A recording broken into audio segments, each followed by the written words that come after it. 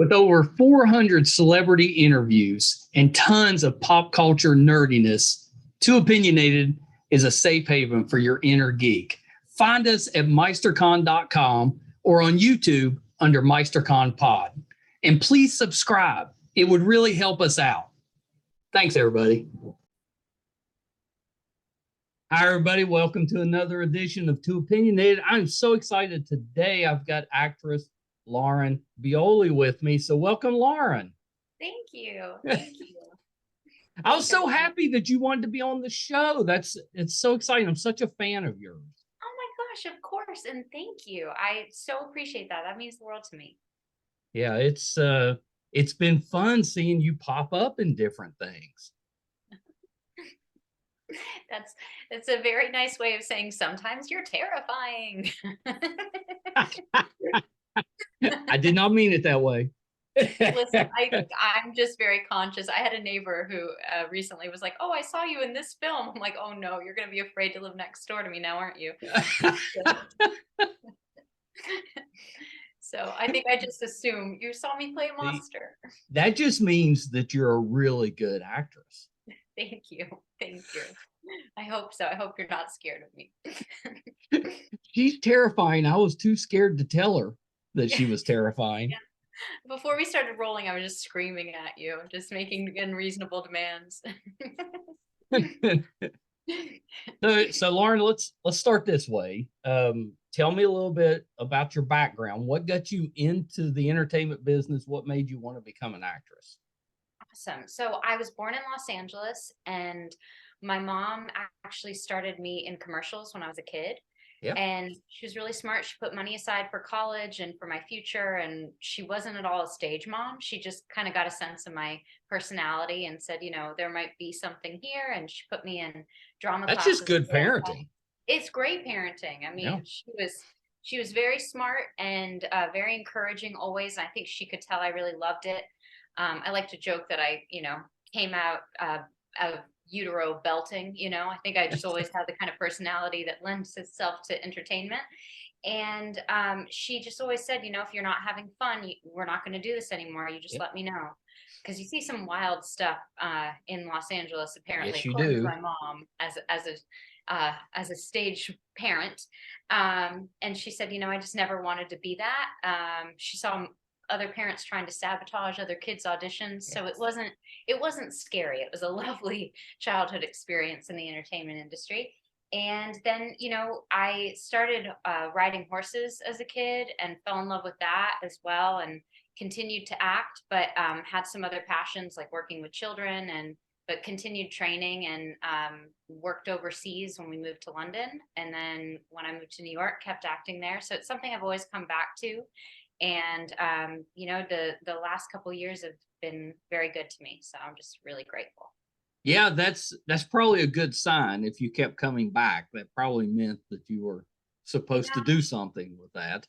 I love it. I'm also an educator, and I worked in education for a while, and my heart just kept bringing me back to the entertainment industry. And, as you know, it's a wild business. So sometimes you think, I'm making this choice. What's happening? Can I trust myself? And it's just, it makes me feel so alive, and I'm so grateful for the things I get to experience. And you grow a lot in this business. So I think it's all a matter of perspective, Well, I love the fact that you've got a backup plan. If stuff doesn't work out, you're covered.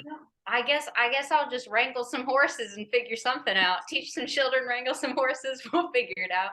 But, I think it's so interesting that you say that, because so many people will always say, what's your plan B?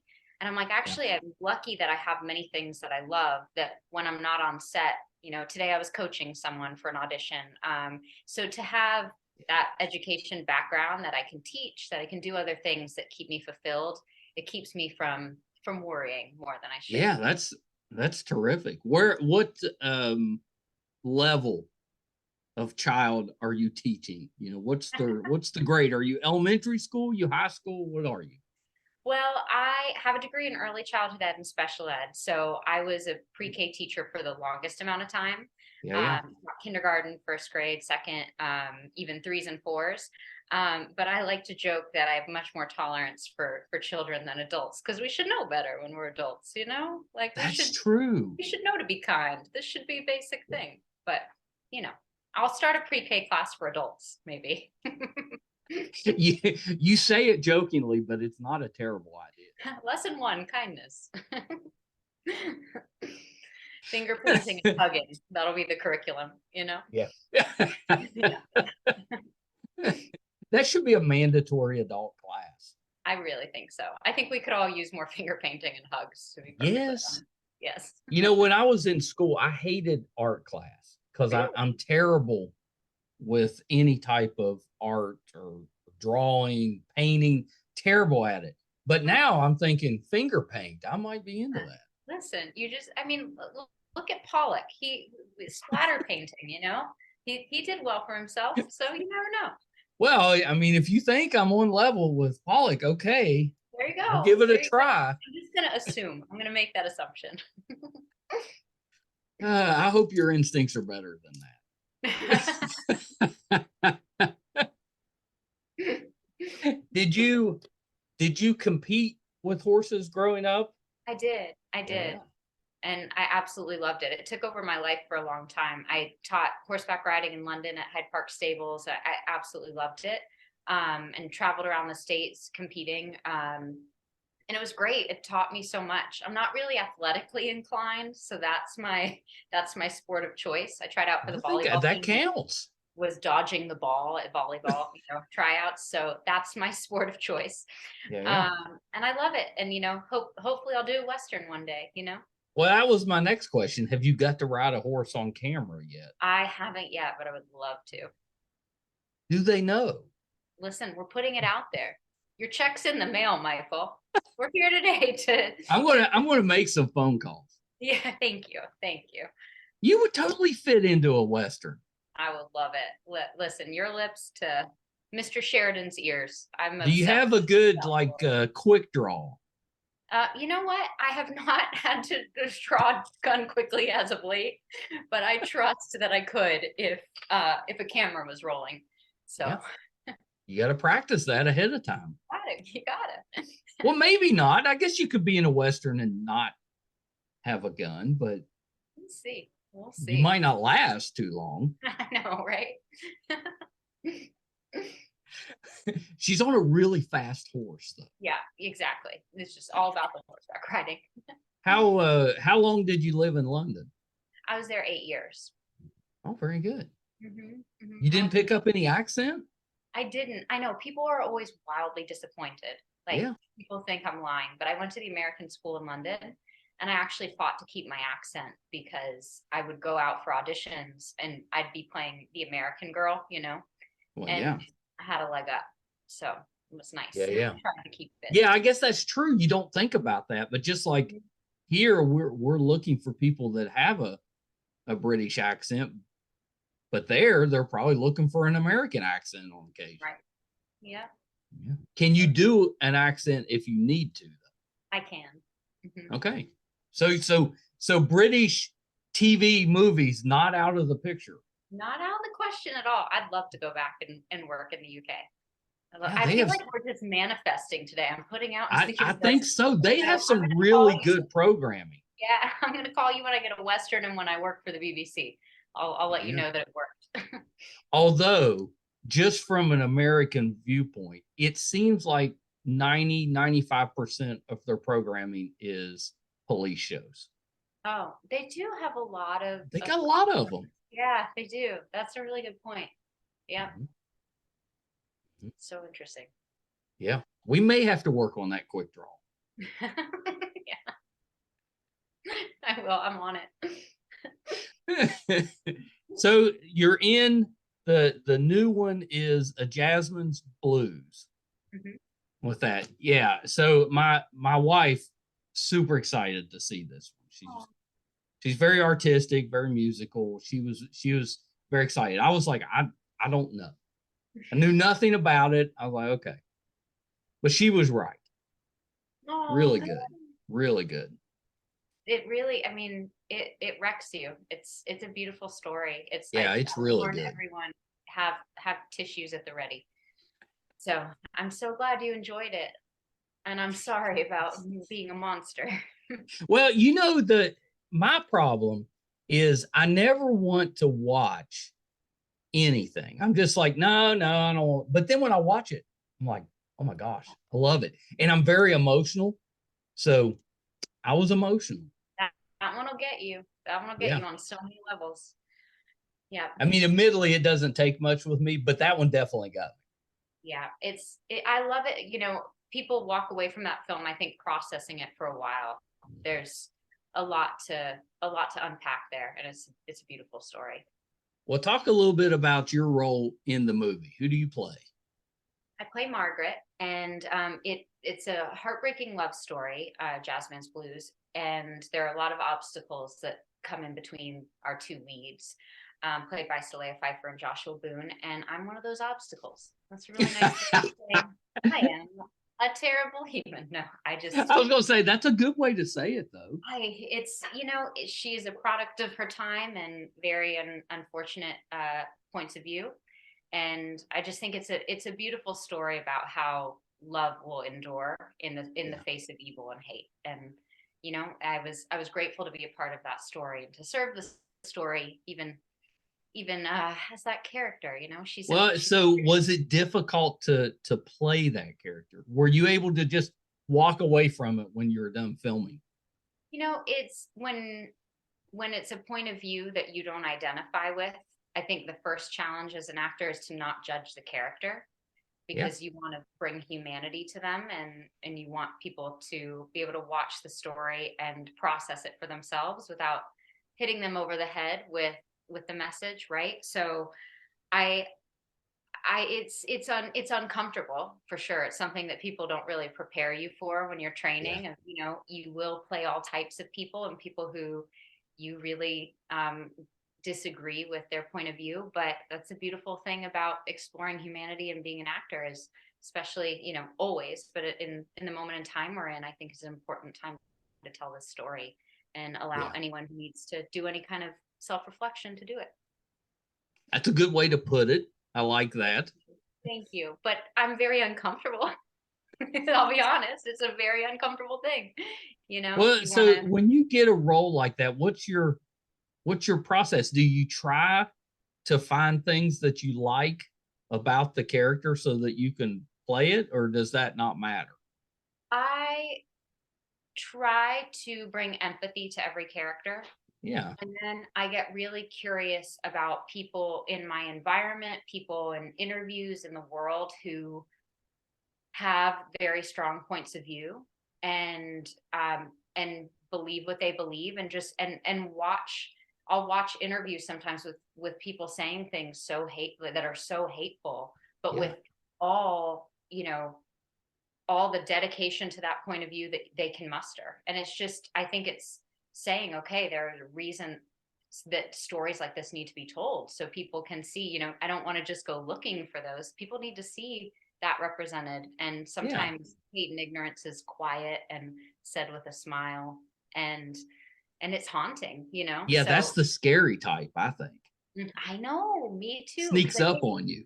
Exactly. And it's very insidious, right? It's like you'll hear something hateful being said, and it's like the person doesn't even realize. But how do we engage in discourse to say, what did you mean by that? And to open up dialogue in a non-judgmental way, to say, like, are you aware of what the weight that carries, right? So you're coming off a little bad. This is tricky. That is not coming from a loving place. And I think it's important to be able to engage in discourse and call something out. So yes, she's a tricky woman. Tricky is my favorite word. She's a tricky play a lot of those. I was pleasantly surprised that it was a Tyler Perry project with that. He's so talented and he does so many different things. But to me, if you hear Tyler Perry, you don't think tearjerker. This is really good though. And he sat on this for 27 years and he did not play. He said, "I'm coming for y'all. I'm coming for you in your tissue boxes." So he's a phenomenal human being, and it was such a joy to work with him and that whole cast and crew. Yeah. Yeah. Have you had worked with him on something before? I worked with him on The Oval and Young The Villain. Oval. Yeah. hmm Yeah. Well, yeah, you're very familiar with him. So did that help you this time It working with did. him? It did. This was definitely a different style. I played a rapping teacher previously, so it was a far cry from that experience. And before, I was a sassy nurse. So this was, it was just incredible to be a part of this story, and you could feel in every moment how much it meant to him. And it was just really special to see that. And I mean, there's nothing he can't do. So to see him sit on this for 27 years and wait for the right moment and see it come to fruition the way it did was incredible. It's amazing to me that he would wait. I mean, he's so prolific. He puts out so many things that's kind of amazing that he would hold on to something for that long. I think timing is everything. Yeah. So it has an appearance by a friend of ours, Daphne Reed's in that. Oh, amazing. So I didn't know that, but then we were watching and I was like, hey, Daphne. So cool. I love that. That's awesome. Yeah, it was pretty great. When you auditioned for the role, was it in person or did you have to send a tape in? I sent a tape. Yeah. Yeah. I hear that it's getting back to some live auditions, but all of them may never come back. Michael, I haven't been invited to those live auditions. Oops. Oh, well, I'm making some calls. I'll put some Hollywood for me. Exactly. Well, I was going to ask you, is that your preference to do them live just because of the feedback aspect of it? I'm happy to be at the party if it's virtual or in person, to be completely honest. I'm just happy to be invited. I think they're both really important skills. Yeah. And it's great to be adept at both. So again, I'm happy to be there, but I truly don't have a preference. I think the beautiful thing about self-tapes is that you can be anywhere in the world. So you might be working on a job in New York and you're auditioning for something in LA, and that just gives some flexibility, which is really nice. It's the same with podcasting. I could be anywhere. Yeah. Are you in Puerto Rico right now? Be honest. I could be. Exactly. It could all just been smoke, talking about how cold it was. Yeah, exactly. There could be a beach behind this. You don't know. That was cruel. That was really cruel. You did a movie with another friend of ours, Thomas Jane. You did Vendetta. Oh, amazing. Awesome. Yeah. And Bruce Willis was in that. Yes. That was a wonderful experience. Yeah. He's a very kind man. I know, and we're also upset because I know he's dealing with a lot, but it's still really great getting to see him in anything. And what an incredible legacy. I mean, just oh my gosh. Yeah, super talented. Well, and I hear that we may be getting Moonlighting back, like not the show, but the show, but they're not redoing it, but they're re-releasing it, which it hasn't. You can't really watch that in. Wow, I didn't know that. That's awesome. I don't think I've seen those in probably a few decades. Yeah. Wow, that is so cool. Yes, thought that was pretty neat.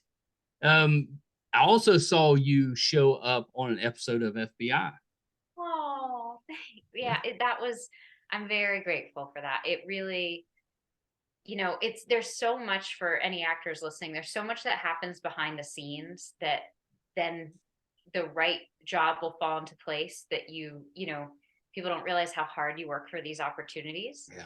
And that was one that just meant so much. My team in New York fought really hard for that. And it was a lot of work behind the scenes. That one meant a lot. They all do, it's like, you can't pick a favorite child, right? But that was a really meaningful moment. So thank you for great. saying that. And it's Well, no, you were really good in it. And also saw you were on Dynasty, which I was kind of excited when they brought that one back. I was like, that was like my childhood was the original Dynasty. We weren't allowed to watch it. But I may have heard a few episodes from the other room. That's so funny. Is there a genre that you haven't done that you would like to try? Ooh, well, I would love to do a Western. Oh, Um, right. Yeah, we brought up Western. We got to make that happen. I know we're on it. I'm calling Hollywood. Um, I would love to do a Western. I did a sitcom or multicam when I was living in England for an episode. Yeah, But I would love to do a multicam. I, yeah, my dream is to be as versatile as possible. I want to be that chick who you don't really know how to say her name. And also, because how does one say it? You nailed it, by the way. did I? Um, you I you did. almost asked. I was like, no, don't ask. I Don't almost ask. said you're in a very, very select club of people who say it correctly. So I was blown away. It's a tough Um, one. It's tricky. tough one, and I changed it for a minute, but No, there's just so no. much history with It's a that very name. Hollywood name. You need Yeah, to keep. and my grandfather, he was Italian, obviously, in New York, working his way up the ranks in his career, and was asked to change his name, and he wouldn't. And there's just something about that and like honoring him that is I important love to that. me. Well, yeah, and So it it should means a lot. be. I think Yeah. it sounds very old Hollywood to me. Like it would you sound like a starlet from like the 50s or something. Thank you. That's Unless someone's saying Miss Bulgogi, like the beef dish, which I have had checks made out to Lauren Bulgogi, and I wish her well wherever she is. And there's probably one out there somewhere. yes, for sure. And there's also when I taught, I had kids who would call me Miss Ravioli, and I just didn't have the heart to correct it. I was Oh, like, you call me I'd have Miss Chef leaned into Boyardee. that one. Yeah, it's fun. It's fun. So You yeah, could have but went as like Chef Boyardee for I Halloween. literally I know. That's so funny. I know. I'm like, I'll answer to any rendition of it because I mean, it's tricky. It's a tricky last name to pronounce, but I just feel like, in a way, I'm honoring my grandfather by keeping it, and then also laughing when I get called Lauren Bulgogi. So there's that. Yeah. Well, you've got the right attitude about it because some people are very touchy about their name. They don't like it mispronounced, and then they have to talk to me, and 9 times out of 10, I mispronounce it. I don't know how I got it right. Yeah. Well, if you had said it wrong, I would have screamed off camera. I'm just kidding. Well, I will say that, like, I was pretty sure I was close. Oh, you nailed it. So I wrote it down the way it sounded to me, Hmm. not the way that it looks. That's great. I always, when I was teaching, I'd say boo like a ghost, yo, and then leave. And then they could do boo, yo, leave. So that's it. Yeah, But that's it's actually a not great, too bad when you say yeah, it it's a that great way. conversation starter. It's a great, because it's like, it really breaks the ice quite quickly. Because I'm like, go, I want to hear your best rendition of it. Yeah. Outside of family, have you run into that name before? Randomly, close to it, not exactly, but close to it. Yeah. Yeah. So it's funny. Yeah. Well, I'm a fan. I think it's a keeper. Thank you. With a first name like Lauren, you got to have a little spice in the last name. I think so. Yeah, You need a little something in exactly. there. Did you have a specialty that you taught as a teacher, or were you? I mean, younger kids, you kind of teach them everything, but Yeah, was there I something you also were have a good at? degree in special education. So Yeah. I did some work as a special education itinerant teacher, working one-on-one with kids, supporting them in school settings. And I worked with kids with special needs, and then also I worked in a inclusion setting. So Yeah. 60% of the kids were typically developing, and then 40% had special needs. So it was a great environment. And then went on to support kids in both public and private school settings. Yeah, I think that's terrific. What made you choose that discipline in Mm. education? I have a loved one with Down syndrome, and he Yeah. really saved my life. So when I was little in London, a little middle school, my best friend and I started working at the Jack Taylor School for kids with special needs. Yeah. I just fell in love with it, and I loved teaching. And then, when I moved to New York, I started to get my degree in drama. And then I thought, I can study outside of school and get a degree in something else so that I have a well-rounded set of skills Yeah. in this wild world, right? And it served me really well. It was a surprise that because all I ever wanted to do was act, and then I kind of had this crisis of conscience to say, like, I want to be of service as well. And then I realized, you can be in service with your art, you can be of service as an educator, That's right. you can do it all, so. Well, good for you. I think that's so great. And I think it's really neat that you had a little bit of a career before you really got into the full swing of acting. I think it's good for looking back, and you can kind of say, well, I got to try that, but this is what I was really meant to do.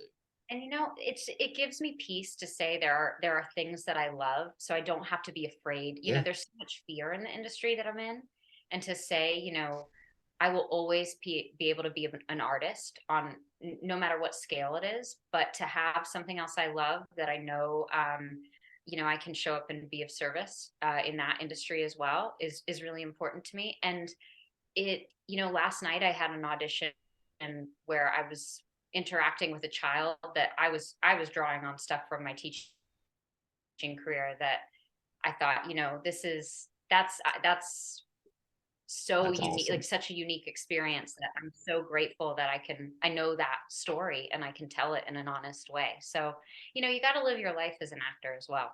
Yeah. So I love that because you've kind of found a way to integrate it or integrate them into each other. yeah, it was a rocky road. It wasn't like, oh, this is the path I'm going to go. It was definitely a roller coaster, but I look back and connect the dots and it sounds very lovely in a podcast, but It does. I think thank you, but finding yourself is a roller coaster. Have you seen that gif of that child screaming on a roller coaster? Oh, That yeah. was definitely internally me in my 20s. It's like, is it gonna be okay? Are we okay here? And then you look back and you go, oh, those are the lessons. Yeah. Maybe, so I think that's why I love coaching people and in the business and doing career consults and coaching, because you can say, like, that unshakable faith and confidence is so important to know it's going to work out, to know you're going to be okay, because it's very easy with worry and fear to add suffering. Yeah. Did you get into the coaching part of it because somebody had asked you for help, or did you decide, I think I could teach this? I think I love teaching, and I love, I was very lucky that growing up I had mentors who really made business about the process and the love of it and keeping that like flame burning. And then, you want to send the elevator back down, right? You want to make sure that you're paying that forward. So it really, I think when it kind of naturally evolves, but people will reach out and say, hey, I have this audition, and hey, I'm looking to go this direction in my career. I'm like, let's jump on a Zoom, let's jump on the phone, so and I've had great mentors in that arena as well, because sometimes you just need to talk it out with someone. Yeah, a lot of times that's Yeah, what you need to do. Mm-hmm. Yeah, I love that. Do you have a theater background as well? I do. Yeah. Do you sing? I do. I would love to do. That's one thing I would love, bucket list. I'd love to do stints on Broadway in my time off, that's dream of dreams. Yeah, So, you need to do some of that. thank you. You know what, Michael, if we could just make some calls after this, we got to call Hollywood. We got to call Broadway. I'm going to be your positivity coach. Thank you.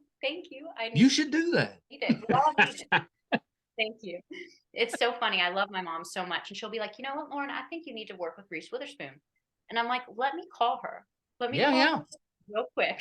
And I'm like, I love you so much. I'm sure if you called her and let her know that your mother suggested that you work with her, she probably would. She'd be like, okay. If she met my mother, she'd be like, okay, yes, ma'am, Miss Glenda. Yes, ma'am. Yeah, it's my favorite. That belief, like, it means so much to me that she believes. She's like, that's how you do it. You just ask Reese and you tell her we need to work together. So yeah, it's positivity and your mindset in this business, like anything else, it makes all the difference, because it's all about perspective. And I think that's why I value having taught so much, is because the things I saw, sometimes little things in this industry can feel very big. But when I think about, some things I came up against in education, that were, in some cases life or death situations, that was a crisis, so it's just good perspective, Yeah, it's a really good perspective. Yeah, I like that. Where did you spend your lockdown time Oh, from a couple years ago? What city were you stuck in? so I was mainly in Atlanta. Yeah, And yeah, we were very lucky we got to get back to work because there were lots of medical professionals keeping us safe in the industry, lots of testing, and they yeah, continue to do so. So I was lucky I got to travel and do some work in that time period. But yeah. That's pretty lucky. A lot of people didn't at that time. I was very, very lucky. And I the majority of it was spent in Atlanta. Yeah. Well, how was Atlanta for the pandemic? Decent or? They were bowling. They were Yeah. bowling after week one. What do you Oh mean? man, tell you Atlanta was what. wild. You I'm know, a when that first happened, I was like, a couple weeks might be nice. Might be nice to be home for a couple weeks. And it was like a month. I was like, okay, I can do it for a month. But then it just kept going. Like, I had the same reaction. I was like, do we think 2 weeks? I bet we'll be back by May. We'll be back by May. And it's like, yeah. wait a minute, what's happening? So yeah, again, perspective, wild times. It makes you appreciate being in a theater with other human beings. It makes you appreciate being able to go to the movies and Well, interfacing it with makes people in me the grocery wish I store. was more productive in the early part of it. Because now looking back, I'm like, we're never going to have that time again. Hopefully.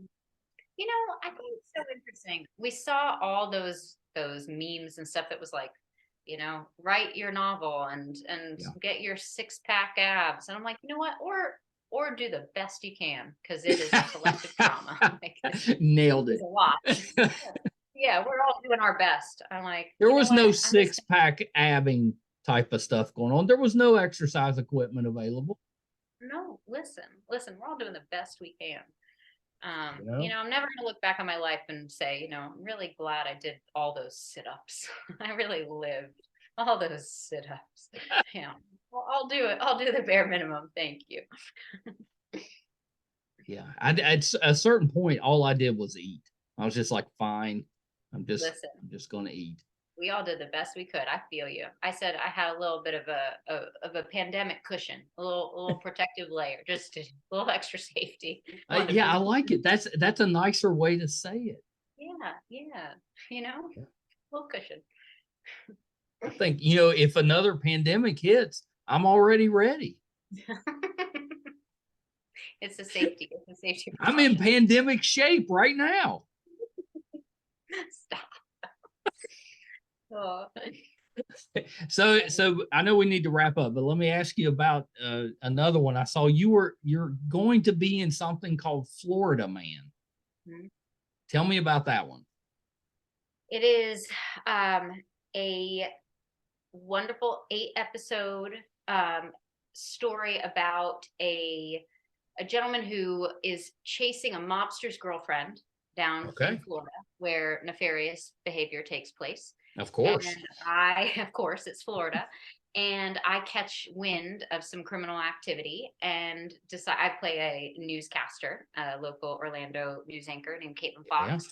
And I decided to plant myself into that activity to hopefully leverage it for my career, get a good story. So she's a tricky and ambitious woman that I really enjoyed playing. So you play a lot of these tricky women. I think it's so funny because my nature is very like maternal and preschool teacher. Yeah. I'm a big hugger. And then there's something liberating about just exploring a very different side of humanity. And I think, when I play those evil characters and and monsters who see things differently than I do, in terms of seeing the world through a lens of hate and having prejudice towards others, it kind of allows me to empathize and then run at it with, a sense of serving that story. And Yeah. it's just, I think better than someone who believes those things playing it, Yeah, for sure. For sure. Where can we watch Florida Man at? Florida Man's going to be out on Netflix, Very and good. thinking in the new year of 2023. Yeah. Which is coming up very fast. Yeah, it's coming up fast. I mean, it's November, which is rude. I know. It's like 2020 took 3 or 4 years to get through. I know. But then since then, it's been going like double time. The summer flew by, which was rude. And now it's November. Don't judge me, I'm putting up my Christmas tree this week. Oh, yeah. Yeah, you're not supposed to do that till after Thanksgiving. I know, that's just the unspoken rule. That's just the rule. But I'm like, you know what? Rules are made to be broken. You put it up the day after Thanksgiving and you take it down on New Year's. That's the rule. But my birthday is January 7th, so it gets to stay up through my birthday. Absolutely should. That's an acceptable extension. That's the exception to that rule. Yeah. Don't tell anyone I'm breaking the rule. It's going up tonight. I'm pretty sure that last year we didn't get the tree up till like a few days before Christmas. Really? We did not do a good job last year. If it's glittery and sparkly, it's very much like, I mean, look, I showed up in a bedazzled sweater. Like, who are you kidding? My Christmas tree is going up today, Yeah, that is an epic sweater. Thank you. I was like, when I was a kid, I had criteria for what I wore. It had to be pink or purple, bedazzled, and it had to twirl. Like if I twirled in it, it had to spin. And you know what? Dreams come true. You don't have to outgrow your sense of style. I think you figured it out back then. Thank you. I just rigged the system. I'm like, you can just keep dressing like you're going on a classy podcast when you're bedazzling. Listen, I had to dress for the occasion, I know. I feel underdressed in my Under Armour t-shirt. I should have definitely went with the the tux and tie. Next time.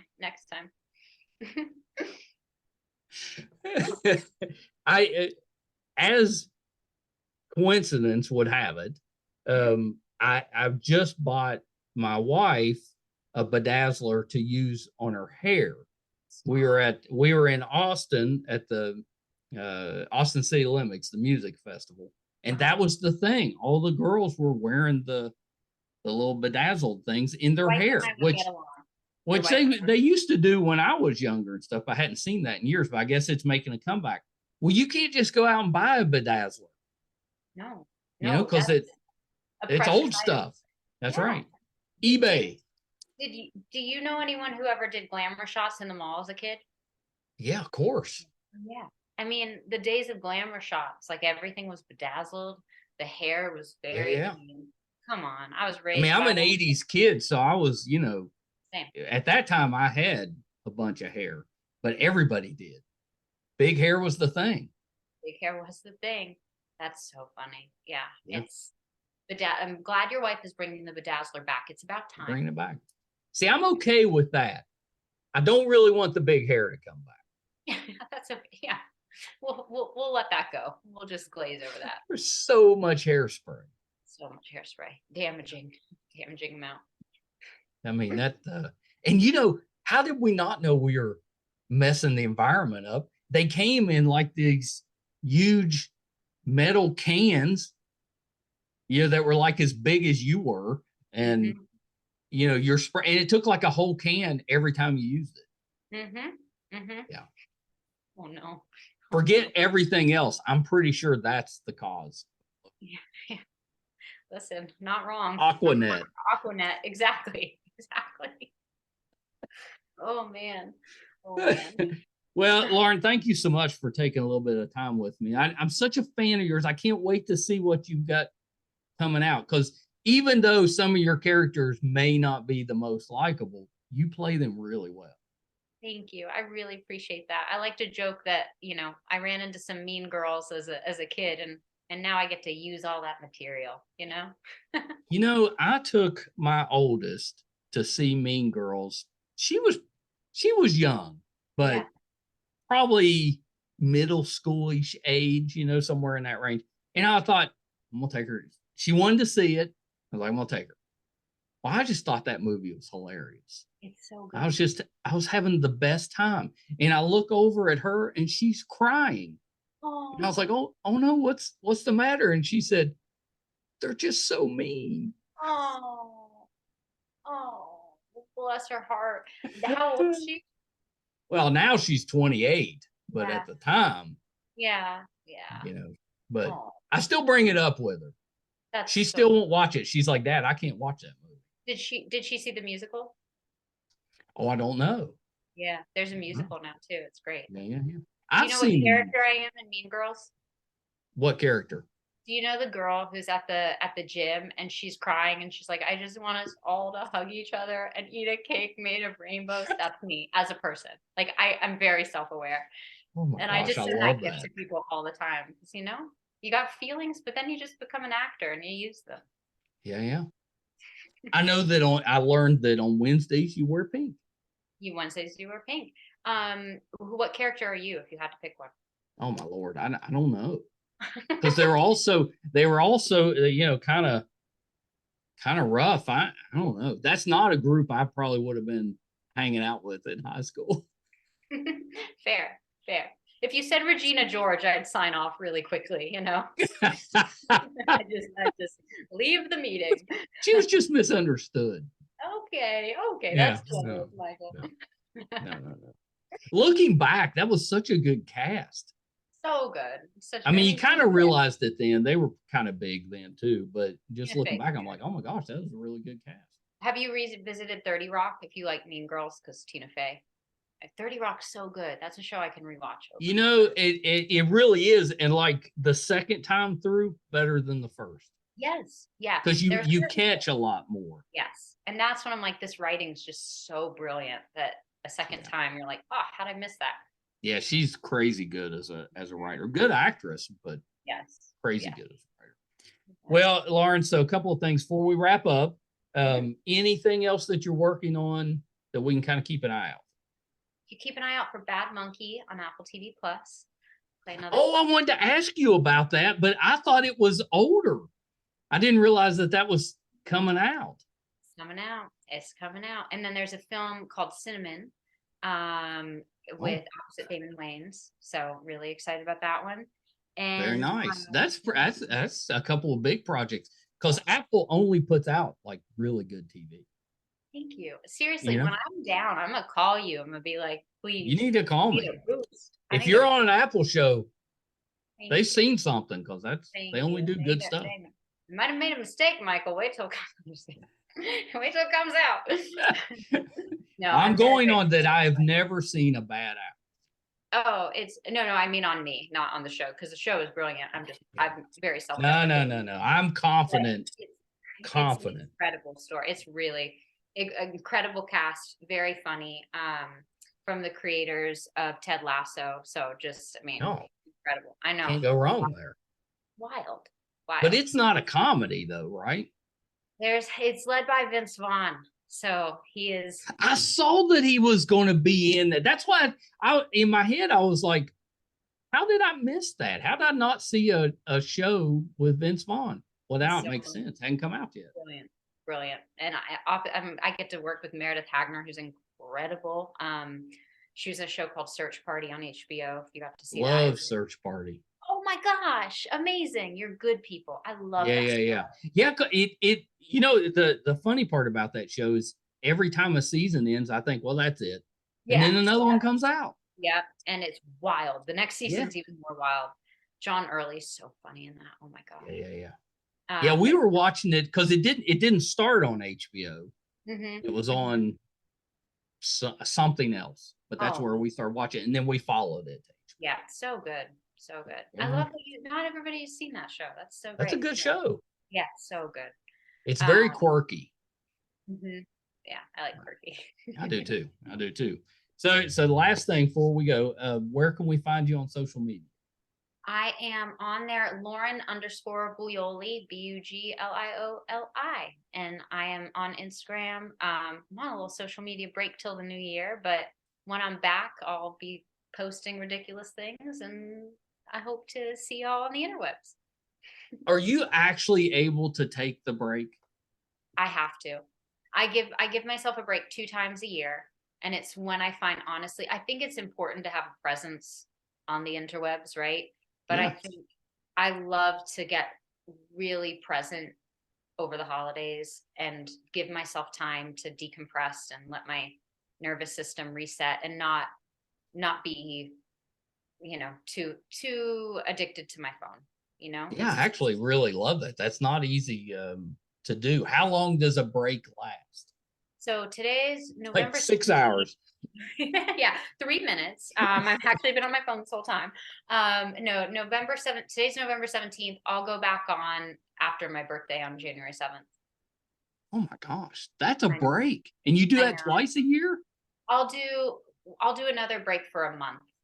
And I'll be taking photos and videos and stuff, and I'll come back and post stuff. But I think sometimes it's just like I mean, you brought up bedazzlers, I brought up glamour shots. I miss the day when I had a disposable camera. Yeah. My friend and I went to a concert and we took one photo, and I still have it in a photo album. It was more fun. It was. And now you go to a concert, and not to be rude, but everyone's phone's up. And I don't know about you, and I'm not saying it from a judgmental place. It's just like I don't go back and rewatch concerts. Like No, I don't go back to those I have videos. never and I've made that mistake too. You film part of a concert or whatever. I've Oh, never me too. ever. Yeah, Why would you? I know. I do it too. It's like we're conditioned to do it now, but that's why I give myself that break to see how much more present I feel. And then it's saying, I take every Sunday off social media. I try to give myself little built-in breaks. I think And that's really healthy. Yeah. thanks. I'm trying, because it's so easy. Have you seen that movie Social Dilemma? Yes. Yeah, it's just so easy, like to be addicted to it, and then also you're not in control of what you see, so it can affect It yourself. is crazy how addictive it Hmm. is. Like if you get on, say, a TikTok, Hmm. you could lose the day, Hmm. because it's just more stuff keeps coming up. And Yeah. some of it's really talented things that people are Yeah, doing. A lot of it's junk, but some of it's really talented. It keeps you just interested enough. it does. And then, with what I do, I'm sure every industry, but like there's so much comparison that you've got to protect yourself a little bit and just keep. I think that's really good. I think it'd be hard to do, especially if you're working in a profession that's kind of out in front of the public view. It'd be difficult. I'd have trouble not taking a look. Mm-hmm. We'll see. Oh, they're not liking me today. I'm getting back off of there. No, that's really cool. When I get in my weak moments, I may have to call you, and you got to pump me up. Don't pick up the phone. I Leave it learned a down. lesson. I learned a lesson. I was in a film a couple years ago, and someone ripped it apart, like just ripped me apart. And I had this moment of, oh gosh. And then I looked up some of their other reviews, and they ripped Nicole Kidman to shreds, Oh one of well, my there you favorite go. actresses. And I was like, well, I'm in good company. I'm gonna take that as a compliment. If you don't like Nicole Kidman, okay. So Yeah. it's like you gotta question the source. Well, And so, wonder what what's their vision of a good actor. oh, I think they didn't like complicated women with feelings. Oh, okay. All You right. know. Yeah. I was Fair, I going through guess. it in this film, and I think they just didn't like a woman Well, expressing it's herself. very rare for any TV show or movie to show a complicated woman. Who writes that way? Listen, but You know?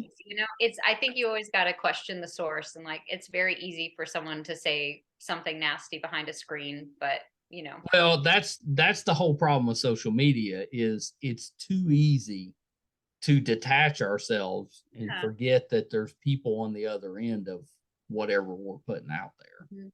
Have you heard that quote? I'm gonna butcher it, but that like you can't think about people who aren't in the arena, right? Like people who aren't playing the game are not, it's easy to judge. It means you need a That's right. hobby, you know? Yeah. That's Get right. a bedazzler and get to work on your hair, you know? Seriously. I'd Seriously. be Judge bedazzling my somebody else. head. Yeah. I'd probably look cute. A little, Listen. We'll get you a little bedazzled piece. you I love it. know, I remember those being a thing, but there was no guys using them back then. I got a feeling if it becomes a thing now, it won't just be girls. It'll be everybody using it. Everybody. Everybody needs a good bedazzle on occasion. Well, you need a little sparkle. Come on. I mean, they used to have like slumber parties, and that's what they do all night. Just be bedazzling. Yeah, that was me. That was Hair, my jackets, sweaters. Absolutely. We Yeah. got to bring it back. I'm going to bring back Polaroid cameras. You and your wife are going to bring back the bedazzler. I'm 87 years old at heart. So I'm like, Yeah, me too. Yeah. I'm like, let's all use our Polaroid cameras. And, Do you crochet? I don't Okay. crochet. I don't either, but that seemed like something that we would do. That's all. I don't have the hobbies yet, but that's when I'm going to peak. Like when I'm in the retirement home, those are going to be my glory days. Yeah, you're building up some skills that are going to be really useful in the retirement home. Thank you. You're going to be very popular there. Thank you. I think I'm going to be that like sassy old lady who's really charming until she needs to be sedated because she's getting a little too, I'm Don't ready. let Lauren bedazzle you. Yeah. Listen, it's great. See, it only gets better. Good things coming. Good things coming. All right, Lauren, hold on one second. All right, so the talented Lauren Buglioli, I hope you enjoyed that. She is terrific. Do yourself a favor, check out A Jazzman's Blues on Netflix. She plays Margaret. Our good friend Daphne Reed's also in it. It's really, really good. She's terrific. So definitely check that out. Give her some support. Yeah, I enjoyed her in Vendetta with Thomas and Bruce Willis. It also had Mike Tyson. I should have brought that up, see if she had any Mike Tyson stories. She was a reporter on Bad Boys for Life. She had a appearance on FBI and on a show called Queens. She's on Dynasty, and then Tyler Perry's The Oval. She played Nurse Linda. So really, really good. Thank you guys so much. If you enjoyed this interview, if you're watching, there's a couple things that you can do to help us. So if you're watching, please subscribe. Our YouTube channel is Meisterkhan Pod. We definitely need your help growing that channel. Subscription is free. So please do that. I promise you'll have tons of people that you'll really be excited to hear more about, whether you're fans already, maybe you're just looking for some new people to be a fan of. Guarantee you'll find those. If you're listening, wherever you're listening to your podcast from, subscribe there. That'll help us out. You can find today I posted episode 483. I can't believe it. But you can find all of those audio and video on our website, Meisterkhan.com. It'll also let you know if we're doing anything in studio, if we're going on location, if we're covering a convention. All that'll be on the website, Meisterkhan.com. So definitely check that out. Shows your support. And I also throw out there, if you are a Christmas fan, Meisterkhan Christmas starts on December the 1st on Facebook. And I think you'll love it.